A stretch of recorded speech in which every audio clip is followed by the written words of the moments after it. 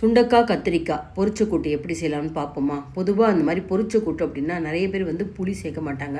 ஆனால் அந்த சுண்டைக்காயும் கத்திரிக்காயும் சேர்த்து பொரிச்ச கூட்டு பண்ணுறப்ப ஒரு நெல்லிக்காய் அளவு, அரை நெல்லிக்காய் அளவு புளிக்கரைசலை நம்ம சேர்த்து பண்ணுறப்போ ரொம்ப டேஸ்ட்டாக இருக்கும். சுண்டைக்காயில் நிறைய மருத்துவ பலன் இருக்குங்க. எப்போல்லாம் சுண்டைக்காய் கிடைக்குதோ அதோட கத்திரிக்காயும் சேர்த்து இந்த பொரிச்ச கூட்டு பண்ணி பாருங்கள். அதுக்கு பார்த்திங்கன்னா ஒரு கைப்பிடி நம்ம சுண்டைக்காய் எடுத்துக்கலாம். சின்ன கத்திரிக்காயாக இருந்தால் ஒரு 4லேருந்து 5 கத்திரிக்காய் எடுத்துக்கலாம்.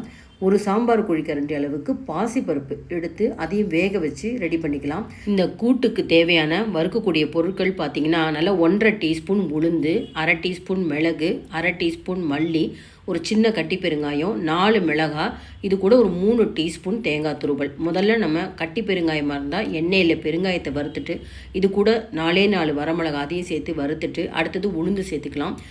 மிளகு சேர்க்கறதுனால மிளகாவை ரொம்ப கம்மி பண்ணிக்கணும். ரொம்ப அதிக அளவு காரம் இருக்கக்கூடாதுங்க.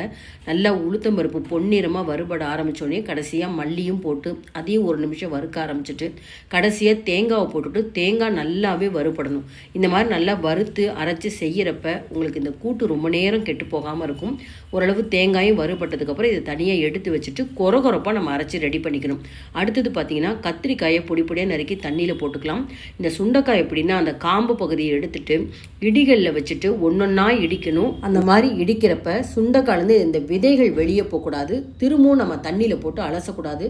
கசப்பே இருக்காதுங்க. இப்போ திரும்பவும் பார்த்தீங்கன்னா ஒரு 3 டீஸ்பூன் தேங்காய் எண்ணெய் சேர்த்துக்கிறேன். அதில் கடுகு 1 டீஸ்பூன், அரை டீஸ்பூன் ஜீரகம், பொடியாக நறுக்கி வச்ச இந்த கத்திரிக்காய், இதோட தட்டி வச்ச சுண்டைக்காய் நல்லா அந்த தேங்காய் எண்ணெயில் வறுத்துட்டு ஒரு ஆறுக்கு கருவேப்பிலையும் சேர்த்துக்கலாம். நல்லா ஒரு 2 நிமிஷம் வதக்கினா தான் சீக்கிரம் உங்களுக்கு வேகும். இப்போ சின்ன அரை நெல்லிக்காய் அளவு புளி, அதை நல்லா நீர்க்க கரைச்சிக்கணும். ஒரு 1/4 லிட்டர் அளவுக்கு புளி கரைசல். எவ்வளோ தண்ணியாக தெரியுது பார்த்தீங்களா? அதிக அளவு புளிப்பு இல்லாமல் நம்ம பார்த்துக்கணும். இது வேகிற டைமில் நம்ம வறுத்து வச்ச பொருட்களை கொரகொரப்பாக அரைக்கணும், நைஸாக அரைக்கக்கூடாது. ஒரு லிட்டு போட்டு நம்ம இதை மூடிட்டோம்னா நல்லாவே வேகும். 1 டீஸ்பூன் கல் உப்பு, ஒரு 1/4 டீஸ்பூன் மஞ்சப்பொடி போட்டு இதை மூடிடலாம். இப்போ இந்த காய் வெந்துன்னு இருக்கப்பே நம்ம அரைச்சிட்டு வந்த அந்த வறுத்த பொருட்கள் பாருங்கள் நல்லா கொரகொரப்பாக இருக்குது. டைல்யூட் பண்ணி வச்சுக்கணும். இப்போ காய் வெந்து தான் நம்ம செக் பண்ணிக்கலாம். சுண்டைக்காய் கத்திரிக்காய் நல்லா குழைய வெந்திருக்கு.